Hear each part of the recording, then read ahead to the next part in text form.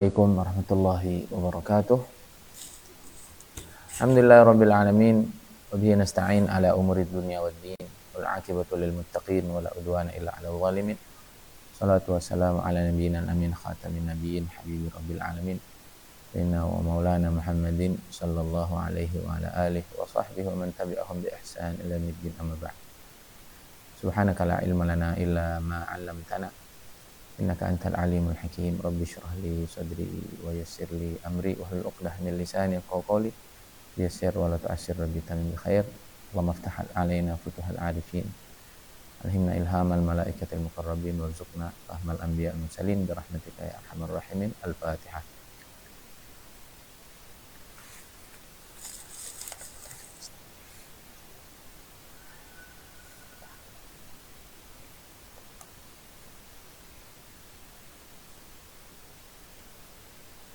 Al-Fatihah.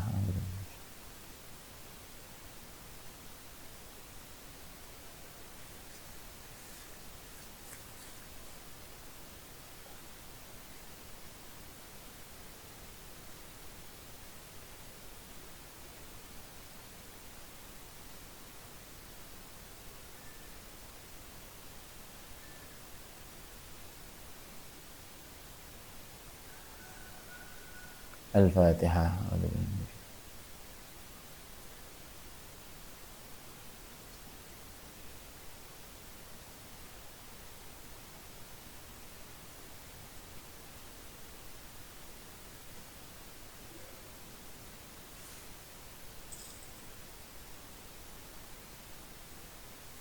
Al-Fatihah.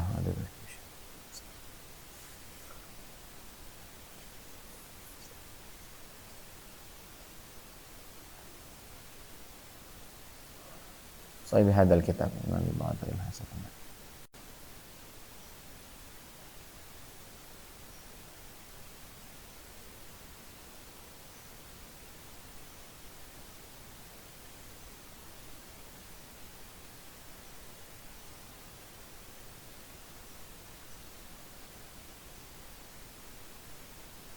Al-Fatihah.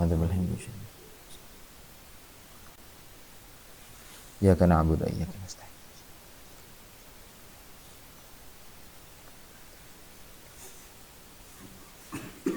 Bismillahirrahmanirrahim.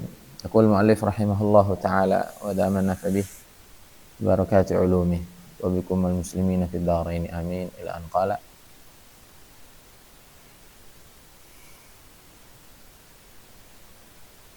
syuruqul anwar ala hasabi safa'il asrar. Syuruqul anwar ala hasabi safa'il asrar.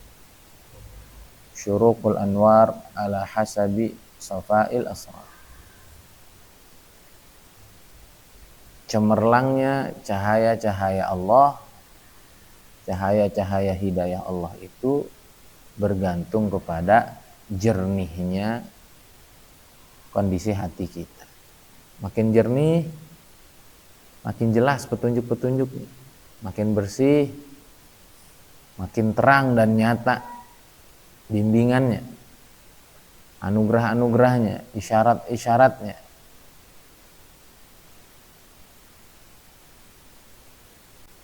Sebagaimana sebelumnya sudah disebutkan bahwa pertolongan Allah itu akan datang sejauh mana kesiapan.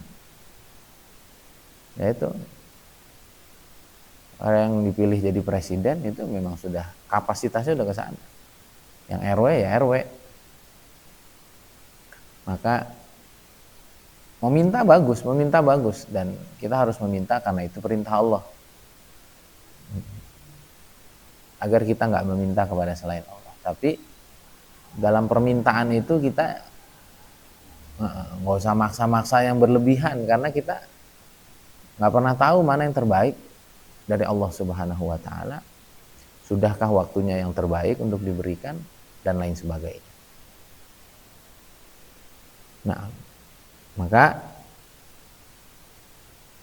kita akan semakin melek itu dengan petunjuk-petunjuk dari Allah, dengan bimbingan dari Allah, dengan hidayah dari Allah, dengan penjagaan Allah, dengan inayahnya Allah Subhanahu wa Ta'ala, semakin bersih hati kita. Nah, Maka beliau umpamakan cerahnya hati itu, tampak jelasnya hidayah bimbingan Allah Subhanahu wa taala itu seperti langit ketika dia bersih dari awan. Ketika ada awan kan langit itu nggak kelihatan, cerahnya itu tertutupi. Nah, begitu juga hati kita, kalau ingin betul-betul bersih, ingin betul-betul cerah, semuanya nampak jelas, kebenaran ya kebenaran, kebatilan ya kebatilan, mana petunjuk Allah, mana bisikan syaitan, mana dorongan nafsu, mana bisikan junudus syaitan minal jinnati wan nas, ya, minal insi wal jan, mana itu bisikan-bisikan tentara-tentaranya iblis, baik dari kalangan jin dan manusia. Nah itu orang itu kalau nggak aware, orang itu kalau nggak peka, filternya nggak kuat, ke Allahnya nggak mantep, itu yang buat orang itu sebentar ke sana, sebentar ke sini, sebentar ini dianggap bagus, sebentar itu dianggap bagus. Paham nggak? Jadi dia belum kenal dirinya, dia belum kenal Tuhan. Dan memang ada proses untuk sampai sana. Benar nggak Ki? Kadang semangat itu tambah lama, ini malah semangat ini ya, ini aja deh, ini kayaknya yang bener nih, balik ke sini lagi. Walaupun nggak ada masalah, itu namanya proses. Yang saya bilang kemarin tuh, para anbiya juga demikian, ya. Nabi Muhammad SAW hijrah ke Habasyah untuk cari pertolongan, nggak ketemu, hijrah ke Taif. Ujungnya apa? Hijrahnya ke langit dulu gitu. Ujungnya apa? Hijrahnya ke langit. Jumpa orang-orang soleh. Ya, ketemu orang-orang soleh pertama di mana, Masjidil Aqsa, kemudian naik ke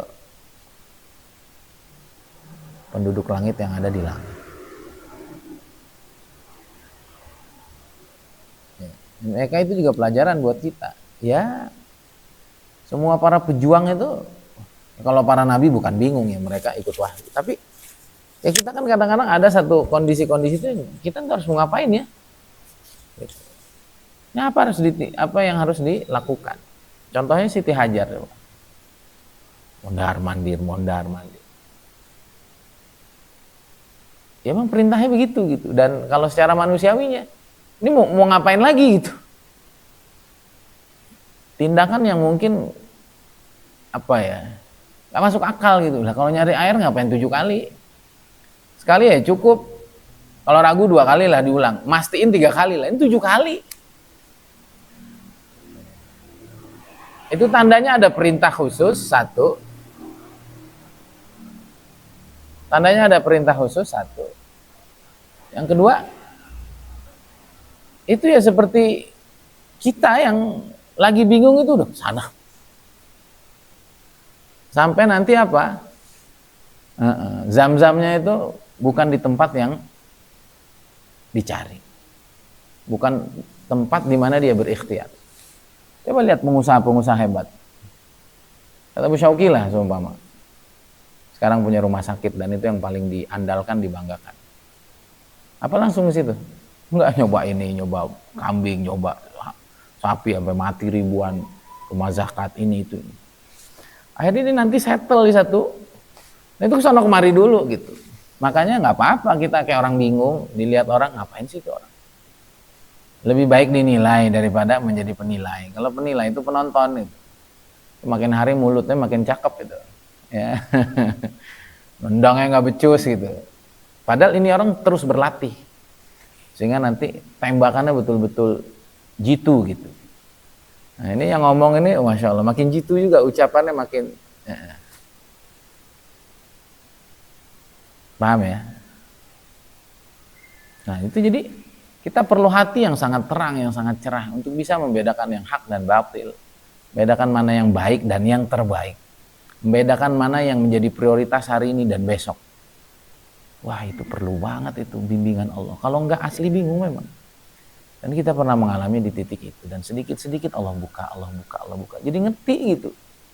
Sekarang tuh mesti ngapain? Dan dari situlah nanti ada zam-zam yang terbuka di banyak tempat. Nah, gitu.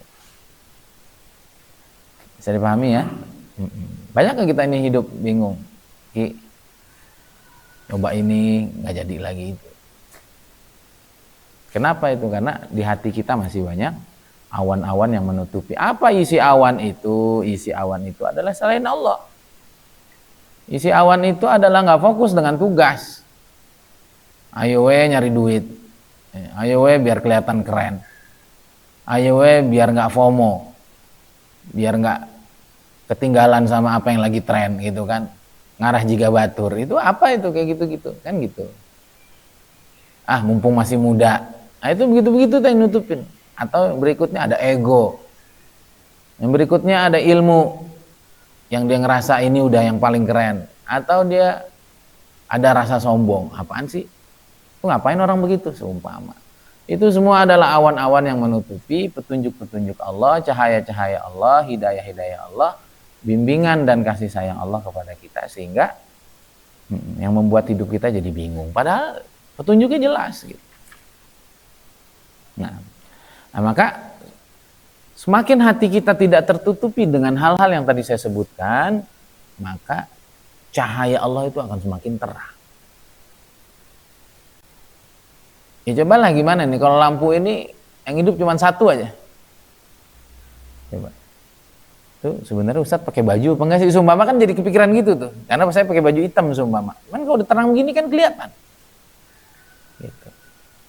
Jadi semakin tidak terhalangi oleh sesuatu yang menghalangi, maka akan semakin jelas apa yang terlihat, apa yang sedang kita hadapi dan seterusnya. Nah, begitulah cahaya Allah itu kan jelas sekali. Allahu nurus samawati wal ardh. Mathalu nurihi kamishkah fiha misbah. Misbah fi zujajah.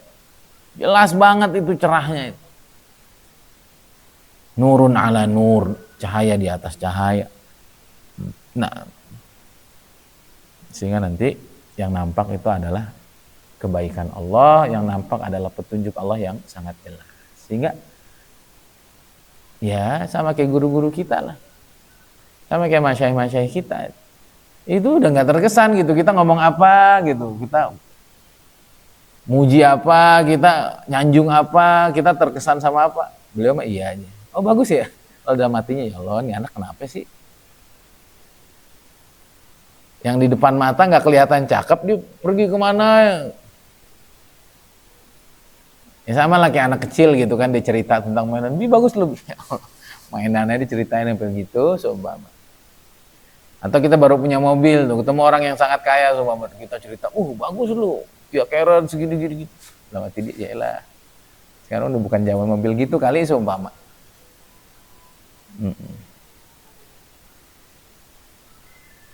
Sampai mana tuh tadi? Ya begitu ya. Ini makin cerah, makin jelas, maka akan nampak semua apa yang seharusnya kita lakukan, apa yang seharusnya kita ambil, keputusan apa yang harusnya kita dahulukan, aktivitas apa yang harus jadi prioritas kita, teman mana yang harus jadi partner kita, strategi apa, dan lain sebagainya. Sehingga hidup itu dengan penuh kemantapan. Tadi itu seperti tempat yang cerah itu. Dia nggak ragu melangkah. Dia tahu di mana harus menghindar. Paham nggak? Nggak mungkin ditambak tembok ditabrak seumpama. Atau itu ada kaca putih cerah jeger aja, palanya benjol. Nah sama orang-orang yang Allah sudah buka itu hijab-hijab hatinya itu cerah sekali dalam hatinya itu, sehingga dia bisa memilih selalu yang terbaik dalam hidupnya karena cahaya Allah yang begitu jelas. Nah, apa cirinya? Apa cirinya orang itu benar-benar sudah memiliki hati yang bersih, pantulan cahaya yang sangat terang dan jelas? Beliau melanjutkan, al-ghafil idza asbaha nadhara fi madza yaf'al wal aqil yanzur madza yaf'alullahu bih.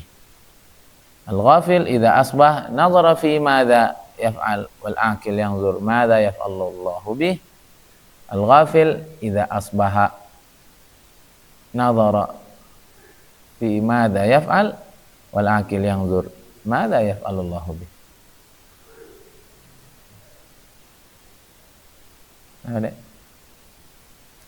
Nah, di antara ciri orang yang sudah betul-betul mengenal terhadap hidayah Allah, bisa membedakan mana bisikan syaitan, mana ilham dari para malaikat, mana bimbingan Allah, maka sikapnya adalah mereka ini sudah merasa cukup dengan pilihan Allah.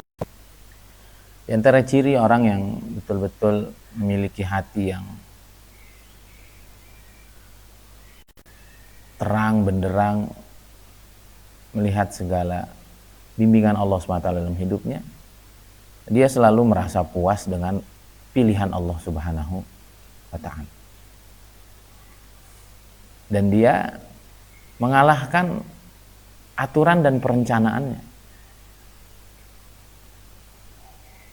Walaupun ya, yang selalu saya ulang-ulang bahwa apa yang terjadi dalam kehidupan kita sebenarnya mau kita, doa kita, harapan kita, tarikan dari pikiran kita. Dan Allah mendatangkannya dengan cara terbaik. Kan gitu. Gampangnya lah, gampangnya. Kita kadang-kadang pengen apa? Pengen punya uang banyak. Pikiran kita apa? Deket ke orang travel, ikut bisnis ini, bisnis itu. Sama Allah dimandekin itu. Ini nggak jalan, tuh nggak jalan. Ini nggak sukses, itu gagal. Suruh balik ke rumah. Atau digelapin semuanya, ujungnya dia mau dengerin ngaji gurunya lagi. Kemudian dia ketemu teman-teman yang akhirnya dia bisa ngobrol bareng lagi. Sehingga akhirnya prinsip-prinsip lamanya tuh balik lagi. Dan dia dapat ilmu-ilmu yang selama ini nggak terpikir, selama ini nyari duit aja, pikir bisnis aja. Akhirnya dia kembali membenahi dirinya, kembali berani dan kembali membenahi keluarganya, hubungan bersama keluarga besarnya, bangun lagi silaturahim, persahabatan lagi. Dan akhirnya dia kembali ke tugas dasarnya, katakanlah orang ini ustadz gitu. Akhirnya jadi ustadz lagi gitu. Tadinya udah pakai dasi, udah kemana-mana gitu. Jadi ustadz lagi, mau ngaji lagi, mau ngulang hafalan Quran lagi, sumpah. Kemudian apa? Akhirnya dia punya santri lagi, santrinya dirawat lagi, diperbaiki lagi semua sistemnya, pembelajarannya, diperhatikan 1, 2, 3 hal-hal yang menunjang agar dia punya lembaga menjadi sangat baik. Nah, dari kegelapan-kegelapan itu Allah Subhanahu wa Ta'ala membawa dia kepada hal-hal yang mungkin dia nggak suka, hal-hal yang nggak sesuai dengan keinginannya. Tapi ketahuilah bahwa perjalanan dia panjang yang muter sana muter sini itu juga dari doa dia. Karena doanya apa? Ya Allah, pengen tetap dekat sama Engkau. Ya Allah, pengen jadi orang yang betul-betul kenal dengan Engkau. Di waktu yang sama pengen apa? Punya uang yang berlebih, pengen jadi orang yang sangat bermanfaat. Pikirannya, yang namanya kaya itu ya nggak bisa diem aja di pondok, kan gitu. Pikirannya kalau dakwah melulu ya nggak akan kaya. Pikirannya kalau terus-terusan ngebina masyarakat ya hidupnya akan begitu-begitu aja. Padahal kalau dia seriusin, semua itu bisa menjadi sesuatu yang besar. Yang kalau dia ada di tempat lain, hilang ustadznya, hilang hubungannya sama Allah. Nah, karena hilang hubungannya sama Allah, kalau Allah kasih duitnya doang kan berarti Allah nggak sayang itu. Bener nggak? Tadi kan dia mau kaya raya sumpah, tapi kedekatannya sama Allah hilang. Akhirnya sama Allah dibalikin lagi. Ini jadi dirinya sendiri, perbaiki diri, keluarga besar, jadi orang normal lagi, kembali kepada profesinya lagi. Pas dia balik ke tempatnya, ya Allah, ternyata peluang itu terbuka sebesar-besarnya, seluas-luas. Jadi pahami ini?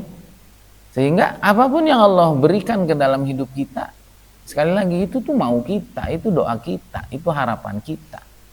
Dan Allah berikan jalannya, Allah berikan prosesnya itu untuk semua yang kita inginkan ini adalah di dalam proses dan di dalam perjalanan yang paling baik, dan nanti dia akan merangkum semuanya. Maka saya sering tuh dulu awal-awal saya nikah sama istri, dia tuh kalau saya udah janji harus jadi. Kalau udah janji harus jadi. Contoh, ya, di besok Sabtu kita beli sepatu anak-anaknya, atau dia mau beli tas. Oke, insya Allah Sabtu. Tahu-tahu ada guru saya datang sumpama ngajakin saya ngobrol sumpama, atau saya suruh datang, atau ada urusan-urusan yang memang di luar kendali kita gitu, dan nggak mungkin kita mentingin sesuatu yang ini kapan aja bisa dilakukan gitu, dengan satu momen yang itu momen satu-satunya kita bisa melakukan itu. Dulu saya sering labrak itu, enggak, kita ganti aja yang lain. Sekali dua kali dia cemberut. Tambah lama saya kasih paham sama istri saya, kita ini punya rencana, tapi kalau ada rencana di luar rencana kita, dan itu bukan mau saya gitu, dan itu bukan mau kita, tapi ada faktor lain yang menyebabkan kita harus melakukan itu, dia terima aja, karena itu adalah programnya Allah Subhanahu wa Ta'ala. Ya, contoh kayak tadi malam saya nggak ada rencana mau ketemu Ustadz Willy, tahu-tahu dia telepon saya, tahu-tahu dia hubungi saya, dia ke Cikuda. Ngobrol panjang dari malam sampai jam berapa? Setengah 1, mulai jam 8. Ini mata saya makanya begini. Lalu saya bilang sama jamaah, saya nggak mau tidur terlalu malam biar tahajudnya enak. Kadang-kadang ada yang di luar mau kita. Itulah kita harus beneran ini rumus apa? Rumus untuk kita betul-betul plong ngejalanin hidup itu harus punya prinsip ini. Harus meyakini bahwa yang Allah hadirkan di dalam kehidupan kita itu bukan hanya baik, dia yang terbaik. Dan jangan pernah nyalain Allah ya, karena itu tarikan diri kita sendiri tadi tuh. Pengen soleh kaya raya, mikirnya ada di tempat lain, akhirnya hilang solehnya. Kata Allah, berarti aku nggak sayang sama hamba aku. Yaudah deh, dihilangin aja kayaknya dulu, biar soleh dulu, nanti kalau udah soleh juga ketemu jalur kaya raya. Baik nggak Allah? Baik, tapi caranya cara dia, bukan cara kita. Ya sama lah. Kita bilang sama guru didik saya, pokoknya untuk jadi orang paling hebat di negeri ini, sumpah, mau malah digebukin itu. Orang udah tidur dia belum boleh tidur, orang belum bangun dia udah dibangunin. Orang boleh ini boleh itu dia ditahan semuanya. Kenapa? Minta dididik. Sama tuh, saya dulu juga mondok di Azan, ya Allah jadikan ini pondok terbaik.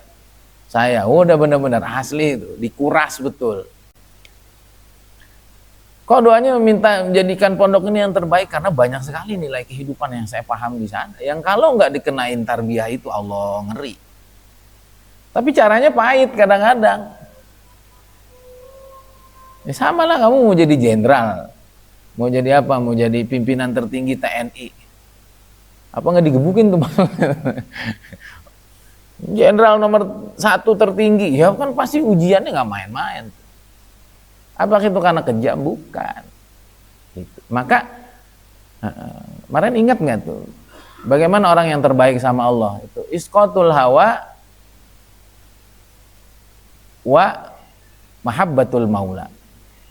Udah, kepentingan kita tuh digugurin semua udah. Dan yang kita ikuti cuman bagaimana Allah gembira. Nah, jadi seperti itu.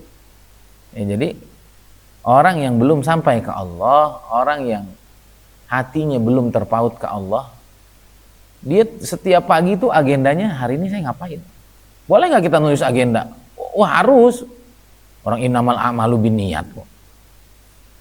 Tapi pas kita punya agenda apa, Allah ngasih agenda lain, ya ini yang harus kita ridhoi. Paham nggak? Nah, semua agenda lain boleh kita geser. Dan ini bukan nggak komitmen. Karena Allah selalu punya jalan pintas, Allah Subhanahu wa Ta'ala selalu punya jalan terindah untuk nganterin kita ke kehidupan terindah. Tapi kalau kita melulu, nah saya dulu punya teman begitu, sumpama ya, musyawarah jam berapa gitu, mulai jam 10:30, dia udah, ini orang nggak jelas gini. Padahal kan dia bisa ngelakuin aktivitas yang lain, dia bisa belajar bahwa kalau udah janji harus tepat waktu. Mungkin dia bisa ngobrol dengan orang yang datang di situ lebih awal, mungkin cita-citanya ada di orang yang datang lebih awal seumpama begitu. Tapi kalau udah marah duluan, dia nggak suka, ini apaan sih? Gitu. Ya. Nah, maka kalau kita sudah punya ini, maka insya Allah itu maka ada doa bagus itu. Allahumma inni as'aluka nafsan bika mutmainnah. Ya Allah, saya minta punya nafsu, saya minta punya jiwa itu yang tenangnya itu dengan engkau aja gitu. Jadi asal itu pilihan engkau ya dia tenang gitu. Bagaimana itu harus yakin itu. Contohlah anak belum yakin kalau orang tuanya itu yang dia belum terlatih kalau orang tuanya itu yang terbaik gitu. Karena mungkin dulu orang tuanya juga kadang-kadang bohong gitu seumpama, atau kadang-kadang pilihannya salah gitu. Sehingga anak itu nih orang tua, dan lain waktu orang tuanya udah berubah, akhirnya dia terlatih bahwa setiap pemberian orang tua itu yang terbaik. Maka nanti anak itu kalau udah yakin pemberian orang tua yang terbaik, nanti apa aja yang dikasih dia bisa nerima itu. Nah kalau kita betul-betul yakin ya, bukan sekedar tahu gitu, bukan sekedar di lisan pilihan Allah terbaik, tapi kita betul-betul yakin bahwa yang dipilih sama dia itu yang terbaik. Itu nggak ada obat yang mengalahkan daripada obat ini untuk mendatangkan ketenangan. Itu maka tadi doanya, ya Allah, aku minta kepadamu satu jiwa yang tenang itu dengan engkau aja. Apa buktinya? Tu'min biliqa'ik, yang yakin akan bertemu dengan engkau nanti, yang yakin bahwa ini adalah perjumpaan denganmu begitu. Yang engkau kasih ini adalah hal terbaik dalam perencanaan. Apalagi tardha biqadha'ik, hati dan jiwa apa aja keputusannya dia plong gitu. Wa taqna bi ata'ik, dan puas dengan segala pemberian. Ya, termasuk pemberian Allah kadang-kadang kecelakaan. Ternyata kecelakaan itu apa? Dia minta duit seumpama. Itu yang saya bilang teman saya itu, tabrakan. Dia yakin ini adalah yang terbaik dari Allah, bukan tabrakan, dia kesenggol mobilnya. Dia meyakini, tadinya mau marah, ini orang gimana sih, orang kita udah jalan di jalur yang tepat, tahu-tahu dipepet. Kalau manusiawinya mau marah itu. Ini pasti tarikan saya, ini pasti adalah buah dari pikiran saya. Tenang, yakin yang terbaik dari Allah, husnuzon sama Allah, doa, pasti jadi duit. Ya kan gitu. Bisa nggak setenang itu? Baru bener keluar dari mobil tuh Pak Haji orangnya, mohon maaf saya buru-buru, jadi akhirnya saya nyenggol, saya nggak punya waktu lama, kasih amplop. Dilihat ternyata mobilnya nggak parah, bawa ke bengkel cuma habis 200.000, 800.000 masuk kantong. Paham nggak? Dan seterusnya itu. Ya, jadi kalau kita sudah demikian, kita betul-betul yakin dan terus husnuzon sama Allah di dalam setiap kondisi. Coba itu, nanti Allah pasti kasih kita kepahaman, ya Allah, untung melalui fase itu. Jujur aja, saya juga jatuh bangun saya dalam kehidupan, ya Allah, ini kalau nggak melalui ini, ya Allah, umur segini belum punya sedikit kematangan yang seperti ini, nggak punya hikmah seperti ini, kebijakan, kekuatan, ketahanan mental yang seperti ini. Padahal dulu kita sering doa tuh, ya Allah, kok nggak bisa sekuat orang sih. Sama Allah dikasih tuh biar kuat. Kadang-kadang kuat tuh bukan ngaji doang. Saya pahami begitu ya. Nah, maka ini ucapan Sayyidina Umar bin Abdul Aziz begitu. Kata beliau, aku setiap pagi tidak ada kegembiraan yang melebihi aku mengikuti jalur-jalur takdir yang Allah takdirkan. Dah, pengen makan nasi goreng tadi pengen lancar tuh, atau mati. Itu harus cooling down dulu tuh. Itu yang terbaik. Terserah hikmahnya apa nggak tahu. Yang pasti adek besok harus lebih hati-hati, lebih siap-siap. Barangkali aja ntar yang nonton saya toto ada Ki Ubednya Sumpama gitu kan, atau siapa kan, kita jadi lebih siap dan seterusnya. Kata karena Abu Utsman radhiyallahu taala anhu beliau mengatakan, sejak 40 tahun yang lalu aku tidak pernah ditempatkan Allah dalam satu kondisi lalu aku nggak suka gitu. Apa aja. Dan seingat saya gitu. Tidak ada kejadian terpahit yang pahit-pahit dalam hidup saya. Kecuali saya ridho. Karena saya selalu tahu gitu. Apa mau Allah dari itu gitu. Apalagi semenjak saya sekarang belajar dunia pikiran. Itu asli emang doa kita gitu. Mau jaga mata no. Kadang-kadang Allah kasih hal-hal pahit tuh. Kenapa ketahuan Sumpama? Ya kalau nggak ketahuan nggak kapok itu. Atau kita punya aib-aib yang kita sembunyikan. Ya Allah, pengen sembuh ya Allah, pengen sembuh, jeger aja. Paham nih? Coba direnungin. Dan kata beliau, dan tidak Allah pindahkan ke sesuatu yang lain laku aku marah. Paham nggak? Jadi dikasih begini seneng, lagi seneng-seneng gitu, dipindahin lagi takdir ke yang lain. Terus aku marah gitu karena ya Allah udah nyaman kok harus pindah lagi. Aku nggak pernah begitu. Coba renungi ini, beneran ini. Dan alhamdulillah Al-Fakir sedikit banyak sudah merasakan itu. Kayaknya hampir nggak pernah marah saya sama Allah. Bahkan di kondisi-kondisi paling pahit dalam hidup saya, sehingga orang sering bilang tuh, lu cepet banget move onnya Bal, karena saya langsung connect gitu, apa mau Allah gitu. Walaupun kadang-kadang masih ada ininya ya, masih ada, tapi ini semakin belajar tentang dunia pikiran, ya Allah ngapain marah, orang yang mau itu kita gitu, cuman Allah kasih dengan cara yang terbaik.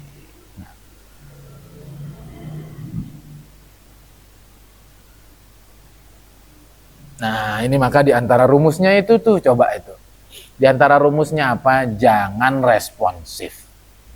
Kalau ada apa-apa tuh jangan responsif, jangan langsung respon gitu.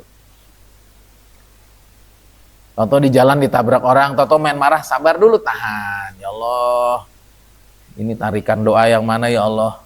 Oh iya, tadi mau istirahat, akhirnya ditabrak orang, istirahat beneran. Ya Allah emang. Seumpama gitu. Ya Allah, ini kok masalah ini. Ya kan katanya mau sendiri, mau berjuang. Oh iya ya Allah, makasih. Jadi, dan ini diajarin di PPA, diajarin. Pokoknya setiap ada masalah, setiap ada apapun yang datang tuh, tarik nafas dulu, biar otak kita tuh di alpha mind state, katanya begitu. Biar otak kita tuh kembali tenang lagi. Udah baru tuh nanti bisa berpikir yang jernih. Baru kata beliau, baru abis itu dengerin perintah apa yang Allah kasih. Suka lewat kan tuh ilhamnya, cek. Maka lakukanlah apa yang diperintahkan atau tinggalkan apa yang minta kita tinggalkan. Nah, ya sehingga banyak sekali nih doa-doa Nabi yang beliau betul-betul memasrahkan takdir kehidupannya kepada Allah Subhanahu wa Ta'ala. Bisa dipahami nih ya. Tapi sekali lagi ya, bukan nggak punya planning. Oh harus punya planning itu detail.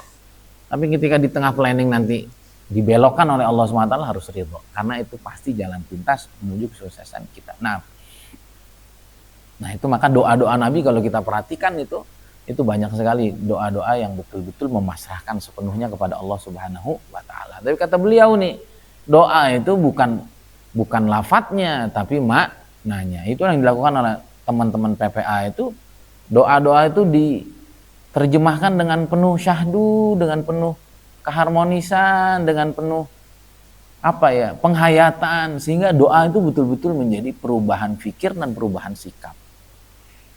Jangan cuman dilafatkan gitu. Ini kata beliau, al-murad al-ma'ani lal awani. Yang dikehendaki adalah maknanya, bukan wadah-wadahnya. Nah, ini kata beliau kan, ya Allah, Di hari ini aku nggak bisa mendatangkan manfaat, madharat. Aku tidak bisa menahan mati, hidup, dan kebangkitan. Ya Allah, aku tidak sanggup untuk mengambil apa yang Engkau kasih. La astati an akhud illa ma ata'ta. Aku tidak bisa mengambil manfaat kecuali yang Engkau kasih, dan tidak bisa terhindar dari keburukan kecuali apa yang Engkau jaga dari. Ya Allah, maka tolonglah aku untuk senantiasa melakukan apa yang Engkau ridhoi, baik ucapan dan perbuatan, dan jagalah aku selalu, lindungilah aku selalu, sesungguhnya Engkau yang maha. Jadi ya udah begitu itu. Nah, kita boleh doa yang terbaik, kita minta ini, minta itu, punya planning yang terbaik, tapi ingat, ketika Allah SWT belum berkehendak, ya berarti itu yang terbaik. Kalau bukan hari ini berarti besok. Kalau bukan di dunia itu yang terbaik datang kepada kita. Kita harus yakini nanti Allah pasti akan memberikannya nanti di akhirat.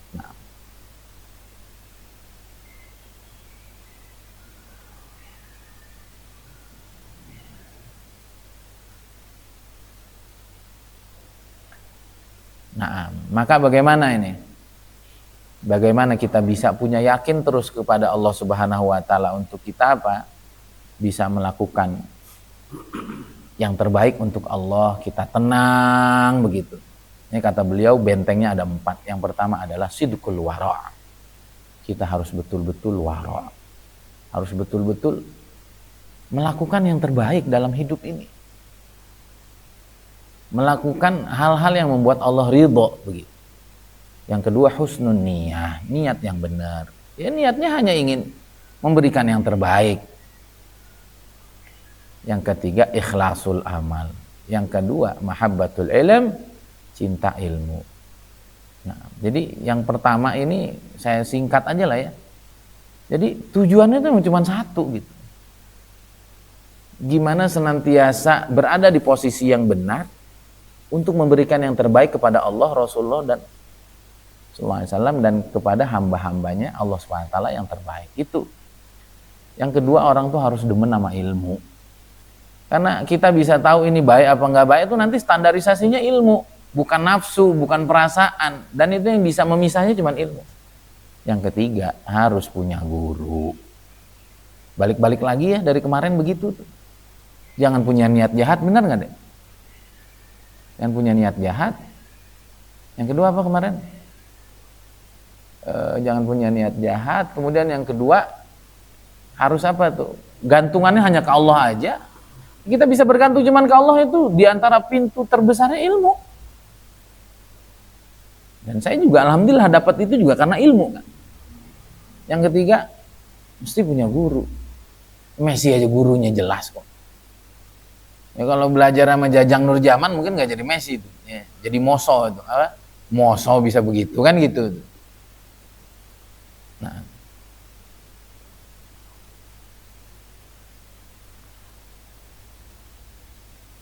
hadza wabillahi taufiq. Ini kalau orang betul-betul kenal Allah, beneran dia tidak akan pernah kecewa dalam menjalani hidupnya. Tapi kalau dia belum kenal Allah, kelihatannya nyembah Tuhan, padahal dia nyembah kepentingan dirinya. Bagaimana membentengi itu semua tadi? Harus senang sama ilmu. Atau kalau kemarin tuh ujungnya harus betul-betul udah. Cuman Allah yang memberikan yang terbaik. Dan yang kedua tadi, jangan punya niat jahat. Sebaliknya, berikan yang terbaik untuk siapapun dalam hidup. Yang ketiga, mesti punya guru yang senantiasa ngejagain kita, baik dekat ataupun jauh, baik dengan hati dan doanya ataupun dengan tarbiyahnya langsung. Wabillahi taufik, semoga bermanfaat, dan sekali lagi semoga Allah senantiasa bimbing kita, terus menjaga kita dari selain Allah, dan kita hanya fokus tawajjuh kepada Allah SWT. Wabillahi taufik. Assalamualaikum warahmatullahi wabarakatuh.